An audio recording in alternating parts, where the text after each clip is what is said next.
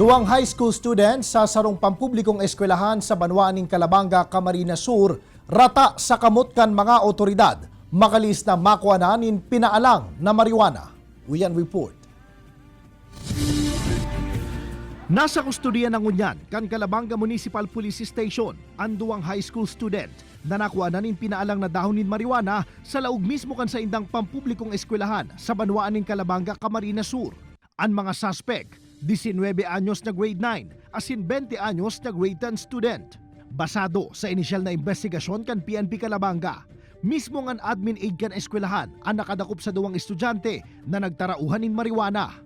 Kang nagdumana po ang satuyang kapulisan, nahiling ta po na according po sa admin aid na iyo po ang nakahiling kang pagbintahan, pagtarauhan kang illegal na droga, kang tig-check po kang satuyang operatiba, saro po siyang dried marijuana. As in po nakakuha po kita ng duwang glass pipe, tulo pong green lighter. May mga kwento-kwento na talaga daw yung nahuli, may nagpupush, and then mga ka-classmate.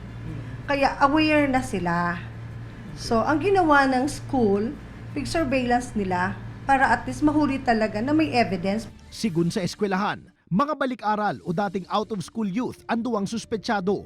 Pinahimutikan man kan 19 anyos na si alias Jan ang sa iyang pagkakaimbwelto sa nasambitan ng illegal na transaksyon. Mantang ang 20 anyos na kaibanan kaini, aminadong nagagamit nin marijuana. Mayo po kung aram, nagsubli lang po lighter. Tapos po, para do na po kung mga nakuanan kayan. So, udma lang po na bistado ko po. Nag-alok po sa kuya. Tapos, Bininta na po sa kuya. binili mo. Iyo po. Dahil ko po nga nangalas po nga ito, nag-alok. Dahil na po magamit. Nakakaraot sa na pong buhay. Sigun sa administrasyon kan eskwelahan, daininda itutulirar ang mga siring na salanggibo na mataunin maraot na impluensya sa iba pang estudyante. Ongoing kami. Hindi kami tumitigil sa dalawa lang. Kung sino yung nakuha na namin mga names, pinapasurveillance na namin yon. Oo, para at least gumawa din sila, aware na kami. Ini nasubot ang primera bes na nairehistro ang siring na illegal na transaksyon sa nasambitan ng eskwelahan. Kung kaya nakipagkoordinar na ang administrasyon kaini sa PNP Calabanga para sa mga maninigong interbensyon, siringan pagkondusir kan symposium na maedukar sa mga estudyante manungod sa maraot na epekto kan illegal na droga. Magresponsableng magurang po kita sa satong mga aki. I-monitor ta.